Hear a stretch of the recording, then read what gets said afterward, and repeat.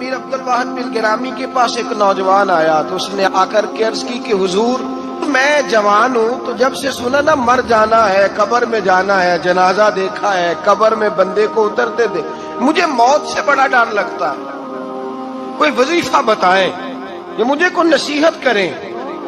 تو میر عبد الواحد بالگرامی رحمت اللہ علیہ فرمانے لگے بیٹے تیری جیب کس طرح کی ہے، پیسے کس طرح کے؟ کہنے لگا حضور بڑا کرم ہے اللہ کا، مالدار ہوں، خوشحال ہوں۔ آپ نے فرمایا ایک پروگرام، یہ نہیں اس کو نفسیاتی طور پہ مطمئن نہیں کیا، نہ آپ نے اسے کوئی وظیفہ بتایا، نہ ذہنی طور پر اسے کوئی لیکچر دیا کہ فرمایا تیری مالی پوزیشن کس طرح کی ہے؟ کہنے لگا حضور میں الحمدللہ مالدار ہوں، اللہ نے مجھے نوازا ہوا ہے۔ آپ فرمانے لگے اس طرح کر، روزانہ کی بنیاد پہ صدقہ دینا شروع کر، اور فرض نماز کے ساتھ ساتھ روزانہ کی بنیاد پر چند نفل پڑھنے شروع کر، صدقہ روز دے، 10 روپے دے لیکن دینے روزانہ ہے، 15 روپے دے لیکن دینے روزانہ ہے، روزانہ کی بنیاد پر صدقہ کر۔ بچہ کہتا ہے میں بھی حیران تھا کہ حضرت میں تو وظیفہ پوچھنے آیا تھا کہ موت سے ڈر لگتا ہے، انہوں نے مجھے صدقے پہ لگا دیا، نفل پہ لگا دیا، وہ تو کام میں کر رہا ہوں۔ خیر بزرگ تھے، وظیفہ پڑھنے لگا، صدقہ دینے لگا، اللہ اللہ کرنے لگا۔ فرماتے ہیں کچھ دن بیت گئے تو میر عبد الواحد بالگرامی رحمت اللہ علیہ 6-7 ماہ کے بعد دوبارہ ملاقات ہوئی تو فرمانے لگے بیٹے اب تیرا کیا حال ہے؟ تو وہ نوجوان کہنے لگا حضور اب مجھے مرنے سے ڈر نہیں لگتا، بلکہ اب تو میرا مرنے کو دل کرتا ہے، تو دل کرتا ہے، ڈر نہیں لگتا، اب دل کرتا ہے۔ اور حضور آپ نے میرے ساتھ کیا کیا ہے کہ میرا تو دل کرنے لگا ہے مرنے کو، خوف نکل گیا ہے، دل کرنے لگا ہے میں جاؤں۔ تو بڑا خوبصورت ارشاد فرمایا، کیا بات ہے، اللہ والوں کی باتیں اللہ کے لشکروں میں سے لشکر ہوتی۔ میر سید عبد الواحد بالگرامی رحمت اللہ علیہ فرمانے لگے بھائی جس جگہ آدمی کی پراپرٹی ہوتی ہے، جس جگہ اس کا مکان ہوتا ہے، جس جگہ اس کی جائیداد ہوتی ہے، وہاں اس کا جانے کو دل کرتا ہے۔ فرمایا اب تو نے صدقہ دے کے نفل پڑھ کے جنت میں اپنا مکان بک کرا لیا ہے، اب وہاں تیرا پلاٹ ہو گیا ہے، اب تیرا ڈر نہیں لگے گا، اب تیرا جنت میں جانے کو دل کرے گا، اب تیرا وہاں جانے کو جی چاہے گا جہاں آدمی کی زمین نہیں ہوتی، جگہ نہیں ہوتی، سر چھپانے کو مکان نہیں ہوتا۔ بھائی نبی کریم صلی اللہ علیہ وسلم کی بارگاہ میں حضرت عمر آئے، بخاری مسلم میں موجود، کہتے ہیں حضور اٹھے چارپائی سے تو نبی پاک کے کمر مبارک پر موٹے موٹے بان کے نشان تھے۔ عرض کی یا رسول اللہ صلی اللہ علیہ وسلم کیسر و کسرا تو اتنی موج میں ہے، یا رسول اللہ وہ تو اتنی موج کر رہے ہیں اور آپ اس تکلیف میں۔ تو محبوب نے فرمایا عمر کیا تم یہ پسند نہیں کرتے کہ وہ دنیا میں موج کر لے اور اللہ آخرت کی ساری عزتیں ہمیں ہی عطا فرما دے؟ فرمایا میں تمہاری دنیا سے کچھ لینے نہیں آیا، میں تو بطور مسافر یہاں وقت گزار کے پیغام الہی دینے آیا۔ تو میرے بھائی جب توحید باری تعالیٰ پر توجہ ہوتی ہے پھر دنیا کی لذتوں پہ دل نہیں لگتا، پھر انسان ساری محنت آخرت کے لیے کرتا ہے، پھر اس کا خیال آخرت کی طرف رہتا ہے۔ اور میرے اعلیٰ حضرت فاضل و محدث بریلوی رحمت اللہ تعالیٰ علیہ فرماتے ہیں جب تیری توجہ توحید باری تعالیٰ کی طرف ہوتی ہے نا پھر تو اپنے آپ کو سنبھال کے نہیں رکھتا، پھر تو تیرا دل کرتا ہے میں جیوں بھی تو اللہ کے لیے، مروں بھی تو، بول کے بتائیے، جیوں بھی تو اور مروں بھی تو، میری زندگی کا مقصد تیرے دین کی سرفرازی، میں اسی لیے مسلمان، میں اسی لیے نمازی۔ پھر دل کرتا ہے کہ جینا مرنا اللہ کے لیے ہو۔ پھر صحابہ حضور کی بارگاہ میں آ کے سفارشیں کرتے ہیں۔ حضرت ابو سعد خزیمہ، بڑی عجیب حدیث اور بڑا نرالا رنگ اس روایت کا، حضرت ابو سعد خزیمہ رضی اللہ تعالیٰ عنہ، ان کے بیٹے، ان کا نام سعد تھا، بیٹے بدر میں شہید ہو گئے۔ حضور نے احد کے لیے اعلان کیا تو حضرت خزیمہ آئے نبی پاک کی بارگاہ میں اور آ کے کھڑے ہوئے تو عرض کرنے لگے محبوبہ میں دعا کرانے آیا ہوں۔ صحابہ کہتے ہیں لبو لہجے میں اتنا حسن تھا، گفتگو میں اتنی مٹھاس تھی، اس کی بولی کے اندر اتنا پیار تھا کہ ہمارے دل مائل ہو گئے کہ یہ کیا کہنے آئے. حضرت خزیمہ عرض کرنے لگے یا رسول اللہ صلی اللہ علیہ وسلم، میرا صاحبزادہ میرے بیٹے محمد سعد وہ بدر میں شہید ہو گئے تھے. یا رسول اللہ میں شہادت سے رہ گیا تھا. حضور ہم دونوں باپ بیٹے کا ارادہ تھا جہاد میں آنے کا، ہم دونوں کا پروگرام تھا. وہ کہتا تھا میں جاؤں گا، میں کہتا تھا میں جاؤں گا. پھر ہم نے قرعہ اندازی کی تو قرہ میرے بیٹے کے نام نکلا. بیٹا میرا آیا بدر میں، پھر اللہ تبارک و تعالی نے اسے شہادت عطا فرمائی، وہ شہید ہو گیا. یا رسول اللہ صلی اللہ علیہ وسلم آپ نے کل اعلان فرمایا ہے کہ احد کے لیے جانا ہے، اور رات ہی کو میرا بیٹا مجھے خواب میں ملا ہے اور میں نے دیکھا ہے وہ تو جنت کی نہروں کے قریب سیرے کر رہا ہے اور مجھے کہہ رہے ابا جی جلدی آ جائیں، یہاں مل کے رہیں گے، مل کے وقت گزاریں گے. یا رسول اللہ صلی اللہ علیہ وسلم میں بے چین ہو گیا ہوں اس کے پاس جانے کے لیے. دعا فرمائے اللہ مجھے بھی شہادت عطا فرما دے، اللہ مجھے بھی شہادت دے دے. صحابہ کہتے ہیں اس کی عجیب، اس کا دعا کرانے کا ہم نے تو دیکھا تھا لوگ دعا کرانے آتے ہیں کوئی مصیبت کے لیے، کوئی پریشانی کے لیے، کوئی آزمائش کے لیے، کوئی بیماری کے لیے. یہ مصطفیٰ کریم کے صحابہ کا بارگاہ خداوندی پر اعتماد، توحید باری تعالیٰ پر نظر، کہ وہ کہتے ہیں ہم تو اللہ کے لیے جان دینے کی دعا کرانے آئے، دعا کریں اللہ ہمیں اپنے رستے میں شہادت کی موت دے. صحابہ کہتے ہیں نبی پاک نے دعا فرمائی، پھر ہم نے حضور کی دعا کو قبول ہوتے بھی دیکھا، ہم نے اپنی آنکھوں سے مصطفیٰ کی دعا کو قبول ہوتے دیکھا. ہم نے جناب خزیمہ کو احد کے میدان میں شہید ہوتے دیکھا. اور میرے رسول پاک صلی اللہ علیہ وسلم کے صحابہ ان کی طرف دیکھتے تو رشک کرتے، فخر کرتے، کہتے دیکھو یہ وہ غلام ہے جو حضور سے دعا لے کر کے دنیا سے گیا. آج جو لوگوں کا مرنے کو دل نہیں کرتا، آج بڑی بڑی بلڈنگیں بناتے ہیں، بڑی بڑی عمارتیں کھڑی کرتے ہیں، بڑی بڑی جائیدادیں بناتے ہیں، ہر بینک میں اکاؤنٹ کھلواتے ہیں، سرمایہ پیسہ دنیا داری بناتے، تعلقات بناتے، سیاسی سماجی رشتے، دنیا داری کے جھوٹ کے ناطے. توحید باری تعالیٰ پر جب اعتماد ہوتا ہے تو انسان جس رشتے کو مضبوط کرنا چاہتا ہے وہ یا خدا کا رشتہ ہوتا ہے یا محمد مصطفیٰ کا رشتہ ہوتا ہے. باقی تو پھر اس کی توجہ ہٹ جاتی ہے توجہ.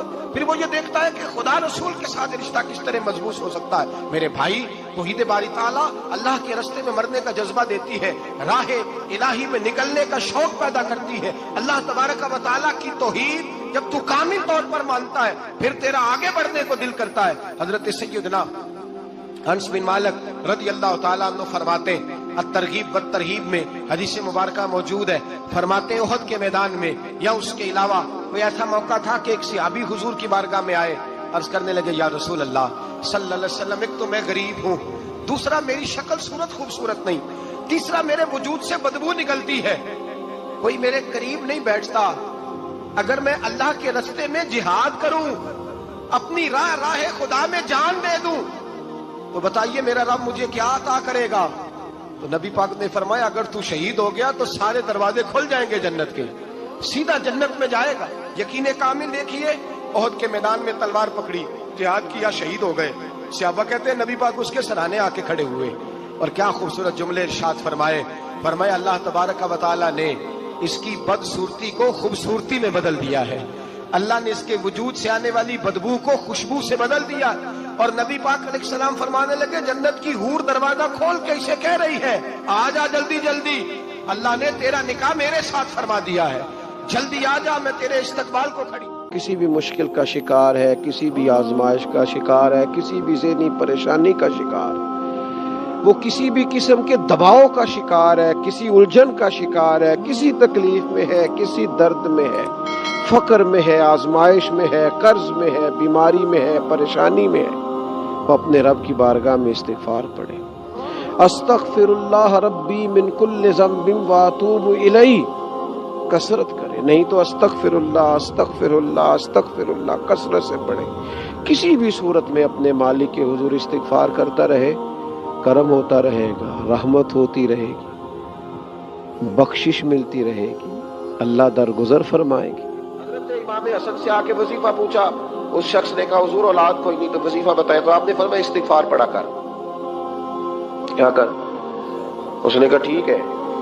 تو حضور پھر میں دوبارہ کب آؤں؟ تو امام حسن کہنے لگے بے اولاد ہے نا تو، استغفار کا وظیفہ بتایا نا؟ کہا. فرمانے لگے اب اس وقت آنا جب اللہ تجھے 10 بیٹے عطا کرے گا. کتنے؟ 2 4 نہیں، 10 ہی کہہ دیے. تو حضرت امیر معاویہ رضی اللہ تعالیٰ دیکھا، کہنے لگے حسن اتنا بڑا دعویٰ. آپ فرمانے لگے میں نے کہہ دیا نا تو اللہ فضل کرے گا. ہاں ہاں اللہ خیر کرے گا، خیر ہو جائے گی. وہ شخص کئی سالوں کے بعد آیا، کئی سالوں کے بعد. تو حضرت امیر معاویہ کو بھی ساتھ لایا. کہنے لگا حضور اللہ کے فضل سے اللہ نے 10 بیٹے عطا فرمائے، پورے 10 ہی اللہ نے دیے. تو حضرت امیر معاویہ کہنے لگے جناب بات تو آپ کی سچی ہو گئی، پر مجھے بھی بتائیے وظیفہ کہاں سے لیا؟ فرمانے لگے قرآن پاک سے. سورہ نوح کی 10 11 12 آیت پڑھو. اللہ فرماتے ہیں تم استغفار پڑھو، میں تمہاری بیٹوں سے بھی مدد کروں گا، مالوں سے بھی مدد کروں گا. تو میں نے استغفار بتائی تھی، اور قرآن میرے اللہ کا ہے، رب کا وعدہ جھوٹا ہو سکتا؟ فرمایا 10 بیٹے ملنے تھے، میں نے کہہ جو دیا تھا. وہ میرے بھائیوں یاد رکھیں، استغفار اللہ کی رحمت نازل کر. ایک ہوتا ہے خوف، ایک ہوتی ہے خشیت. خوف والے لوگ توبہ کرتے ہیں، خشیت والے استغفار کرتے ہیں. ایک ہوتا ہے خوف، ایک ہوتی ہے خشیت والے استغفار کرتے ہیں. نبی کریم علیہ السلام نے فرمایا میں دن میں 100 مرتبہ استغفار کرتا ہوں. دن میں توبہ والا کہتا ہے کہ میں بھول گیا تھا، مجھے معافی مل جائے. اور خشیت والا کہتا ہے میرا یار ناراض نہ ہو جائے، وہ استغفار ہی کرتا رہتا ہے، وہ معافی. حضرت رومی نے مثال دی ہے، فرماتے ایک عورت تھی تو بھیک مانگا کرتی تھی. ایک دن بادشاہ کے دروازے پہ بھیک مانگنے گئی تو بادشاہ کو پسند آ گئی، اس نے نکاح کر لیا. 20 کنیزائیں اس بی بی کے پاس تھی خدمت کرنے کے لیے، روٹی دینے کے لیے، کپڑا دینے کے لیے، لیکن وہ ہر وقت روتی رہتی تھی، ہر وقت روتی. ایک سمجھدار کنیز کہنے لگی کہ ملکہ اب تیرا درجہ بہت بڑا ہے، تو ہر وقت روتی رہتی ہے، معافیاں ہی مانگتی رہتی ہے ہر وقت، کون سی ایسی نعمت ہے جو تیرے پاس نہیں؟ تو وہ کہنے لگی اس لیے تو روتی ہوں. کیا مانا؟ کہنے لگی اس لیے روتی ہوں کہ میں اس قابل نہیں تھی جو مجھے مل گیا، کہیں میرے سر کا سائیں ناراض نہ ہو جائے، وہ کہیں بگڑ نہ جائے. مجھے پتا ہے کہ میں کیا تھی اور مجھے کہاں تک پہنچا دیا. میں روتی اس لیے ہوں کہ کبھی کہیں وہ ناراض. حضرت عمر اس لیے روتے تھے کہ کہیں مصطفیٰ ناراض نہ ہو جائے. حضرت ابو بکر اس لیے تڑپتے تھے کہ کہیں اللہ کا فضل روٹھ نہ جائے. یہ جو مولا علی اپنے کمرے میں بیٹھ کے زور زور سے استغفار پڑھتے تو اس لیے نہیں کہ بڑے پاپ تھے جن کی معاذ اللہ معافی مانگتے تھے، اس لیے کہ رب رسول کہیں ناراض نہ ہو. خشیت تھی کہ جہاں ہم پہنچے ہوئے کہیں وہاں سے واپس. استغفار بندے کی اللہ سے صلح کرا دیتا ہے، بندے کی رب سے صلح ہو جاتی ہے جب استغفار. دیکھیں نا بڑی سادی سی بات ہے کہ 2 بھائی ناراض ہوں تو بڑا کہتا ہے اس نے میری بے ادبی بڑی کی، تو چھوٹا اگر پاس آ جائے اور پیر پکڑ لے کہ چل یار معاف کر دے، تیرا بھائی نہیں. پتہ کیا ہوتا ہے؟ صرف معافی نہیں ملتی. ہاں صرف معافی نہیں، چھوٹے نے بے ادبی کر دی، بڑے کو تکلیف ہوئی، بات جب آگے بڑھی نا تو بڑے نے شکوہ کیا. جب لوگوں نے چھوٹے کو سمجھایا تو چھوٹا جب معافی مانگتا ہے، ادھر دیکھو میری طرف، جب چھوٹا معافی مانگتا ہے نا اٹھ کے جاتا ہے اور بڑے کے پیر پکڑتا تو میرا معاف نہیں کرتا، بڑا رو بھی پڑتا ہے، بڑا رو بھی پڑتا ہے. اور وہ کہتا ہے کہ وہ میں اور تو اماں کے پاس اکٹھے بیٹھتے، ایک باپ کی موٹر سائیکل پہ اکٹھے بیٹھتے، تو تیرا اور میرا رشتہ اتیار تو نے یہ کیوں؟ وہ جو آنسو نکلتے ہیں نا وہ درد ہوتا ہے، وہ کیف ہوتا ہے، وہ سوز ہوتا ہے، وہ لذت ہوتی ہے، وہ پیار ہوتا ہے. رب کہتا ہے تو معافی مانگ، انہو کان غفارا، تو معافی مانگ، میں تجھے معاف بھی کروں گا، تیرے اوپر رحمت بھی فرماؤں گا، تیرے اوپر کرم نوازی بھی کروں گا، تجھے نواز دوں گا، تجھے عطا کروں گا. حضرت موسیٰ کلیم اللہ علیہ السلام کا زمانہ مبارکہ تھا، قحط پڑ گیا، بارش نہیں ہوتی. ہم لوگ نا اب تو خیر ہمارے پاکستان میں تو ٹیبل ٹاک ہوتی ہے، ٹاک شو ہوتے ہیں، ہمارے یہاں تو پتہ کیا جاتا ہے کہ بارش ہو کیوں نہیں رہی، پھر اس پہ یہ ہوتا ہے کہ دھواں بڑا چڑھ گیا ہے، حالات بڑے خراب ہیں، فلاں ایسے ہو گیا قحط کا. ہم تو اسباب تلاش کرتے رہتے ہیں نا جی، فوق بہت زیادہ ہے، فلاں چیز ایسے ہے، فلاں چیز ایسے، ہم تو یہ تلاش کرتے رہتے ہیں. وہ لوگ یوں نہیں کرتے تھے، وہ سیدھے جا کے مصلوں پہ بیٹھتے تھے، اس لیے کہ وہ کہتے تھے جب رب چاہتا ہے تو پھر کوئی چیز کسی چیز کو روک سکتی، وہ سیدھے مصلے پہ بیٹھتے. اعلیٰ حضرت فاضل بریلوی رحمۃ اللہ علیہ کے پاس ایک مولانا محمد حسین آئے، وہ فلکیات کے بڑے ماہر تھے، تو اعلیٰ حضرت نے فرمایا ذرا ستاروں کا حساب لگا کے دکھاؤ بارش کب ہوگی؟ کہنے لگا پورا مہینہ تو نہیں ہوگی۔ تو اعلیٰ حضرت رحمۃ اللہ علیہ فرمانے لگے کہو کہ میرا علم کہتا ہے مہینہ نہیں ہوگی، اللہ چاہے تو ابھی ہو سکتی ہے۔ کہنے لگا جی وہ تو ٹھیک ہے پر میرا علم، وہ جیسے روز لوگوں نے پیر نیٹ ٹو شہنشاہ صاحب نہیں کھولے ہوتے کہ بارش کب آئے گی، اور اس کی طرف نہ دیکھ، مصلے پہ بیٹھ، مہربانی کر مصلے پہ بیٹھ، اللہ کی بارگاہ میں حاضر ہو، اس سے معافی مانگ، اسے منا تاکہ وہ رحمت کی بارش۔ کہنے لگا جی میرا علم کہتا ہے۔ تو اعلیٰ حضرت فرمانے لگے پھر وہی بات، تو کہ اللہ چاہے تو بارش ابھی، لیکن یہ جو اڑ گئے ہیں نا بیچارے، یہ اڑ ہی گئے ہیں، یہ جہاں الجھ گئے ہیں وہاں یہ لوگ الجھ گئے، اللہ ہمیں الجھنے سے محفوظ فرمائے۔ تو اعلیٰ حضرت اٹھے تو فرمایا ٹائم کیا ہوا ہے گھڑی پہ؟ کہنے لگا جی 12۔ تو اعلیٰ حضرت نے گھڑی گھمائی، اب کیا بج گیا؟ کہنے لگا 4 بج گئے۔ فرمانے لگے بج گئے نا 4؟ کہنے لگا جی آپ نے گھڑی گھما جو دی ہے۔ فرمانے لگے اللہ بھی جب چاہے تو ستارے گھما دیتا ہے، اللہ بھی ستارے گھما دیتا ہے بارش۔ کہنے لگا جی وہ تو ٹھیک ہے پر مہینہ نہیں ہو سکتی۔ اڑا ہوا بندہ، اس کا کوئی علاج ہے جو اڑ جو جائے، اس کے لیے قرآن کہتا ہے وَإِذَا خَاطَبَهُمُ الْجَاهِلُونَ قَالُوا سَلَامًا، اسے سلوٹ کرو دور سے، اسے کو تو جان اور تیرا۔ کہنے لگا جی ہو نہیں سکتی پورا مہینہ۔ فرمانے لگے یار تو جا اپنا کام کر۔ وہ شخص کہتا ہے میں نے دروازہ کھولا اعلیٰ حضرت کا، کمرے سے باہر نکلا تو تیز بارش ہو رہی، واپس آیا تو میں نے کہا احمد رضا یہ عقیدہ کہاں سے لیا ہے؟ فرمایا دروازہ مصطفیٰ سے لیا ہے۔ صلی اللہ تعالی علیہ وسلم نے ارشاد فرمایا کہ جو اللہ کے راستے میں شہید ہو گیا، یہ سنن نسائی میں موجود ہے، اسے عذاب قبر نہیں ہوگا، بلکہ ایک حدیث میں تو فرمایا حساب کتاب ہی نہیں ہوگا، اللہ بغیر سوال جواب کے جنت عطا فرما دے۔ کچھ لوگوں کو نا لوگوں کی بخشش پہ بھی مسئلہ ہی بنتا ہے کہ کوئی بخشا نہ جائے۔ اور ایک صاحب کہہ رہے تھے جی یہ کیا معاملہ ہے کہ جمعے کو بندہ مر گیا یا فلانا ہو گیا تو اس سے حساب کتاب نہیں ہوگا، اتنے بڑے جرم لوگوں نے کی، اتنے پاپ، اور جمعے کو مر گیا تو بخشا جائے گا۔ تو میں نے کہا جرموں کا بھی اسے حساب اللہ لے لے گا، لیکن میاں حساب کتاب کی ڈیوٹی نہ اللہ کی ہے تو بہتر یہ ہے کہ اسی کے ہاتھ میں رہے، تو نہ اپنے ہاتھ میں لینے کی کوشش کر۔ سنن ترمذی کی حدیث، ہمیں پتہ نہیں کیا مصیبت ہے، ہمیں پتہ نہیں کیا مسئلہ ہے۔ ایک جنازے سے میں نکلا، آپ یقین کریں کبھی کبھی کلیجہ پھٹ جاتا ہے، میں ایک جنازے سے نکلا تو میرے ساتھ ایک بندہ جنازہ پڑھ کے نکلا تو کہنے لگا جی پیر صاحب دیکھیں آج کتنی دنیا آئی ہے، حالانکہ جو بندہ اس طرح کا تھا، اس طرح کا تھا، اس طرح کا تھا۔ میں نے اسے کہا یار تجھے تو فکر ہی لگ گئی ہے کہ جنت میں چلا ہی نہ جائے، تو اس طرح کرنا جنت کے دروازے کے سامنے کھڑے ہو جانا ڈنڈا لے کے کہ میں نے نہیں جانے دینا۔ شرم آنی چاہیے ہمیں۔ اللہ فرماتے ہیں جنت اتنی چوڑی ہے جتنے زمین و آسمان، اس کی چوڑائی زمین اور آسمان کے برابر ہے، تو ہم تو اپنے علاوہ کسی کو جانے نہیں دینا چاہتے جنت میں۔ اور بس کریں، جنت خدا کا فضل ہے، اور اللہ فرماتے ہیں میرا فضل میں جسے چاہتا ہوں عطا کرتا ہوں۔ یہ سنن ترمذی کی حدیث، اور اس کے راوی حضرت عبداللہ ابن عمر رضی اللہ تعالیٰ عنہ، نبی پاک علیہ السلام نے فرمایا جو مسلمان جمعے کے دن یا جمعے کی رات کو فوت ہو، اس کو اللہ تعالیٰ قبر کی آزمائش سے محفوظ رکھتا ہے۔ جو جمعے کی رات فوت ہو جائے یا جمعے والے، یعنی جمعے رات اور جمعے کی درمیانی رات چلا جائے یا جمعے والے، تو اللہ اسے عذاب قبر سے، تو میرے عزیز جو بندہ شہید ہو اس سے عذاب قبر نہیں ہوتا، جو آدمی جمعے کے دن یا جمعے کی رات چلا جائے اسے بھی عذاب قبر نہیں ہوتا۔ اور میرے رسول کریم صلی اللہ تعالی علیہ وسلم نے فرمایا جو بندہ ایک دن اور ایک رات، یہ حدیث صحیح مسلم میں، سنن ترمذی میں، مصنف عبد الرزاق میں موجود ہے، ایک دن اور ایک رات اللہ کی رضا کے لیے اسلامی سرحد پہ پہرا دے۔ میں اور آپ سوئے ہوئے ہیں، لیکن وہ لوگ جو فوجی بارڈروں پہ کھڑے ہیں، دیکھو مدینے والے محبوب کس کس پہ کرم فرماتے ہیں۔ ساری عمر نہیں، 24-25 سال کی سروس نہیں، فرمایا ایک دن اور ایک رات اللہ کی رضا کے لیے جو اسلامی سرحد پر پہرا دے، مسلمانوں کو کافروں سے بچائے، رب اسے عذاب قبر نہیں دے گا، اسے اللہ تعالیٰ اپنے فضل سے معاف فرما دے گا۔ ایک رات اور ایک، آپ کیا سمجھتے ہیں کہ ان فوجیوں کی کوئی چھوٹی شان ہے؟ ان کا کوئی چھوٹا مرتبہ ہے؟ ایک دن اور ایک رات اگر یہ پہرا دیں تو اللہ انہیں اتنا انعام عطا کرتا ہے۔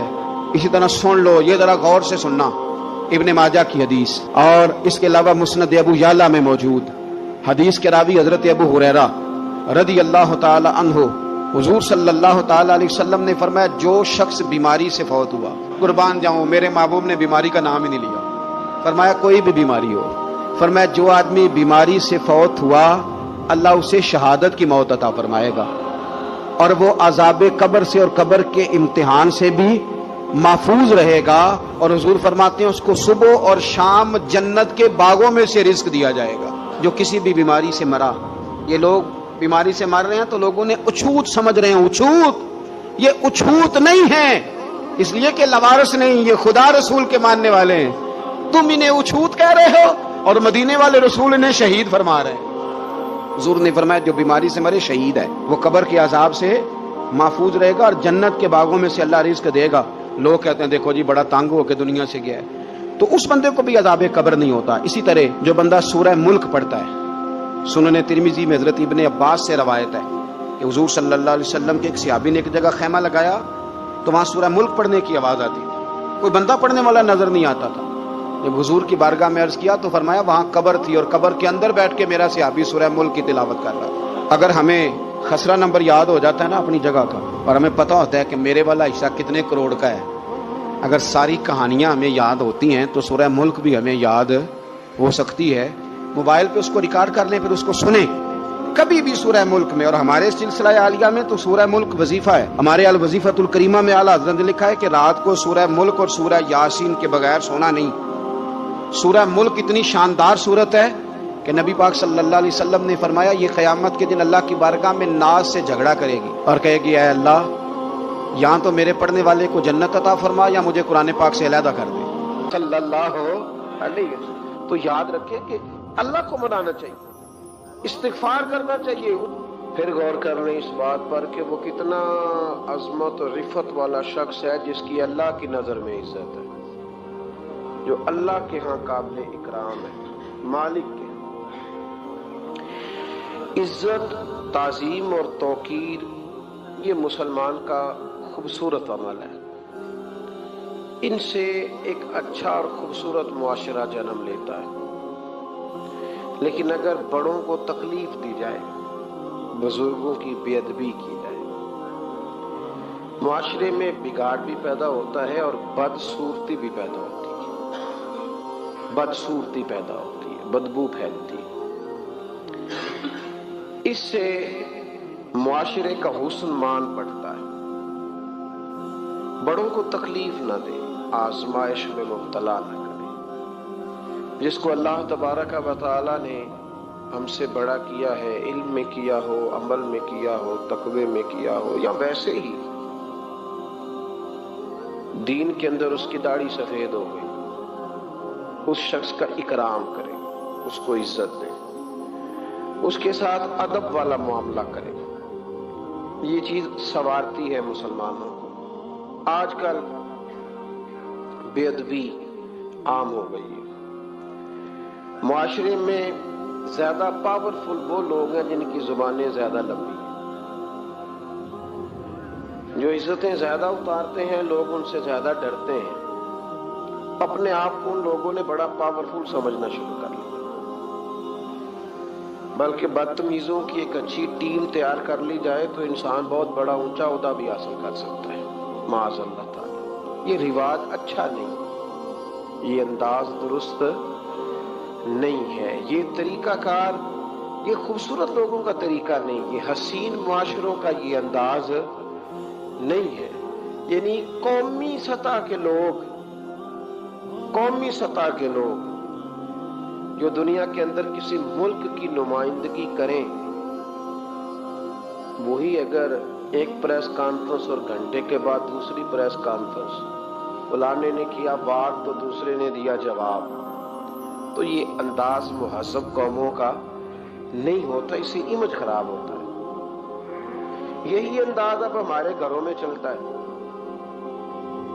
کسی کی ایک بات پر جب تک سامنے والا 11 باتیں نہیں کرتا اتنی دیر تک اس کی روح کو، اس کے دل کو تسلی نہیں ہوتی۔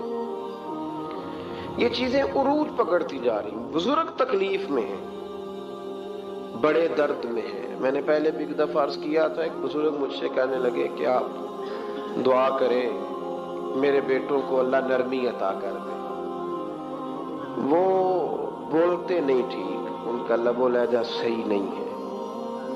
تو میں نے ان سے کہا کہ بزرگوں جہاں تک میں جانتا ہوں کوئی ایسی بات ہے تو نہیں۔ تو وہ کہنے لگے کہ جس طرح آپ سمجھتے ہیں نا، ہمارے رشتہ دار بھی اور اہل علاقہ سارے یہی سمجھتے ہیں، پر میں تکلیف میں ہوں، میری بیوی تکلیف میں۔ میں نے کہا کہ پھر آپ یہ اتنی زیادہ پردہ پوشی کس بات کی؟ تو وہ کہنے لگے کہ ڈرتا ہوں، اگر لوگوں کے سامنے ہم بات کرتے ہیں تو لوگ کہتے ہیں کہ تم نے تربیت نہیں صحیح کی، اگر میں بات کرتا ہوں تو لوگ مجھ پہ شک کرتے ہیں، کہتے ہیں تو نے رزق نہیں صحیح کھلایا، تو میں درد میں رہتا ہوں، کپڑا اٹھاؤں گا تو میرا اپنا بدن برہنہ ہو جائے گا۔ یار وہ کتنی تکلیف میں ہے باپ جو اپنے سگے بیٹے سے بات نہیں کرتا کہ پتہ نہیں کہاں سے بولے گا، کیا جواب دے گا میری بات کا، یعنی ڈرتا ہے، سہما ہوا رہتا ہے۔ ادھر دیکھیں میری طرف کیا کہہ رہا ہوں، یہ نوجوان ذرا غور کریں، ان لفظوں کی تکلیف محسوس کریں کہ اماں کہتی ہے کہ بھئی میں نہیں اس سے بات کرتی، اس لیے کہ وہ بڑے سخت جملے کہتا ہے، مجھ سے نہیں سہے جاتے، کوئی اور بات کرے، یعنی جس کی ماں بھی اس سے بات کرتے ہوئے ڈرے۔ کوئی نہیں سمجھ آئی آپ کو میری بات کی؟ جس کا والد بھی اس سے بات کرتے ہوئے سہم جائے اور وہ بندہ کہے کہ میں نے تو MBA کیا ہوا ہے، میں تو معاشرے میں جانا پہچانا جاتا ہوں، اللہ کا شکر ہے جی اللہ نے بڑی عزت دی ہوئی ہے، وہ یہ لفظ کہے تو اسے شرم آنی چاہیے۔ جس کے استاد بھی اسے کام بتاتے ہوئے ڈرے کہ بدتمیز ہے، نہیں کرے گا کہ نہیں۔ اگلے لفظ اس سے بھی خطرناک ہیں، جس کا مرشد بے جھجک جسے کام ہی نہ بتا سکے اور جس کو کام کہنا ہی چھوڑ دے، جس کے حوالے سے لوگ خاموش ہو جائیں کہ بس مطلب کیا ضرورت ہے، جب اس پہ بات بوجھ بنے گی تو اس شخص کو پھر سوچنا چاہیے نا کہ وہ زندگی کس لیے گزار رہا، اس کا پھر انداز کیا ہے۔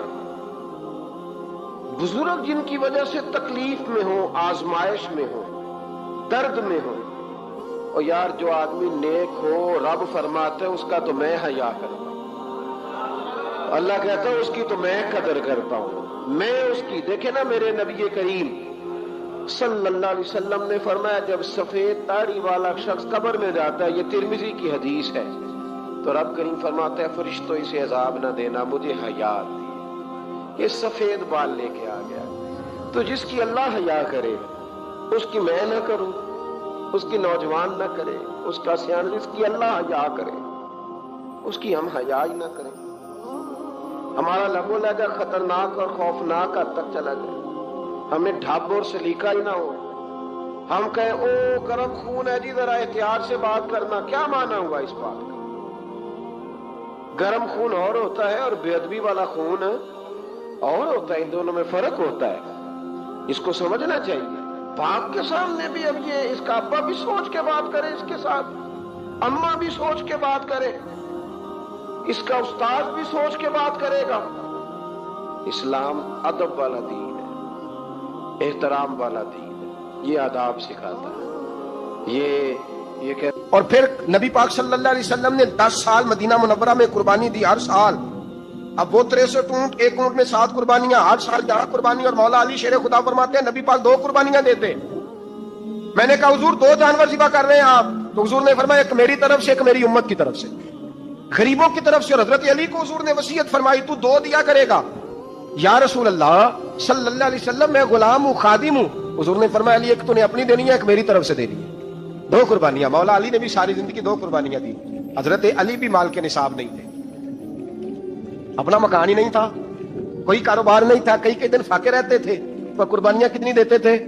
2۔ ہمارے پاس ویسے اگر سسرال میں، میکے میں، کزنوں میں کچھ شادی ہو جائے تو 50-60 ہزار کا خرچہ برابر ہے، وہ پکا ہے۔ اور قربانی کی باری غریب ہو گئے، ساری غریب ہو گئے، کہتے نہیں یہاں مشکل ہے۔ اور خدا کے بندے اللہ کے ساتھ تجارت کر، اس کے رستے میں 1 دے گا، رب تجھے 70 گنا اضافہ کے ساتھ عطا فرمائے گا۔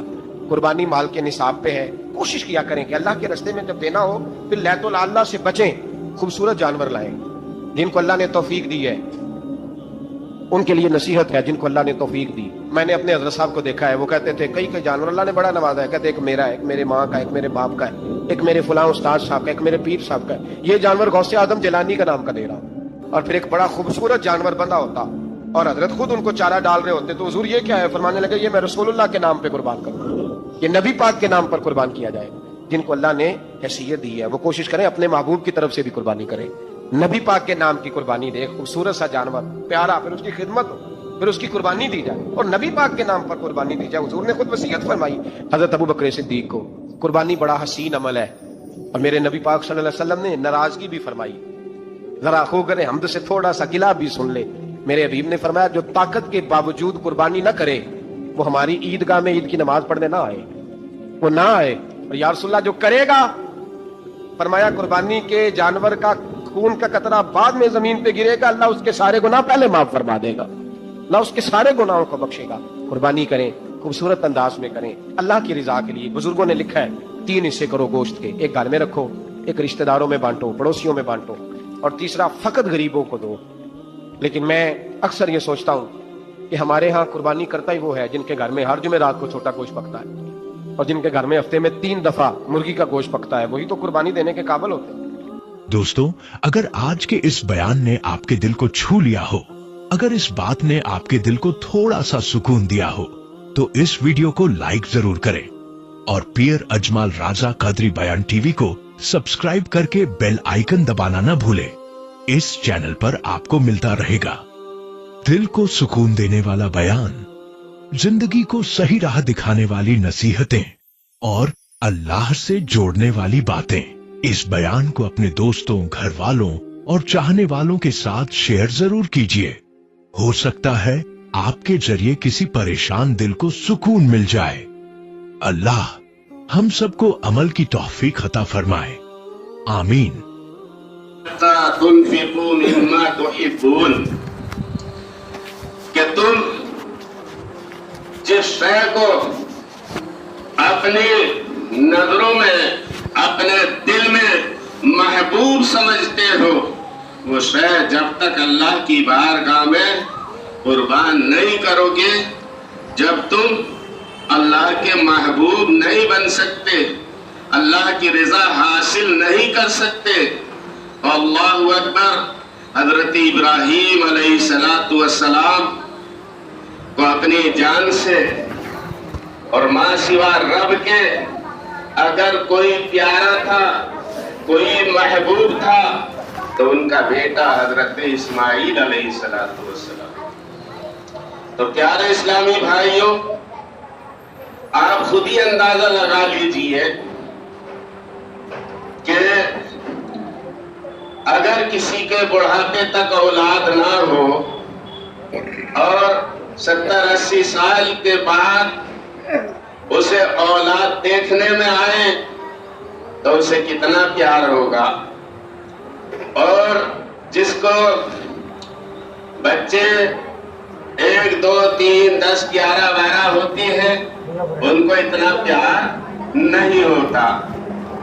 وہ بڑھاپے میں تو اگر کوئی کسی کو گود بھی اٹھا لیتا ہے تو ان سے زیادہ پیار اسے جو کہ اس کا بچہ بھی نہیں ہوتا اس سے بھی ہوتا ہے. وہ اسے بھی لاڈ چاہ کے رکھتا ہے، اسے بھی اپنی نظروں سے جدا نہیں ہونے دیتا. تو حضرت ابراہیم خلیل اللہ علیہ السلام اپنے بیٹے اسماعیل کو ذرا بھی نظروں سے جدا ہونے نہیں دیتے تھے. آپ ان سے ہر وقت کھیلتے تھے، چومتے تھے. اللہ اکبر.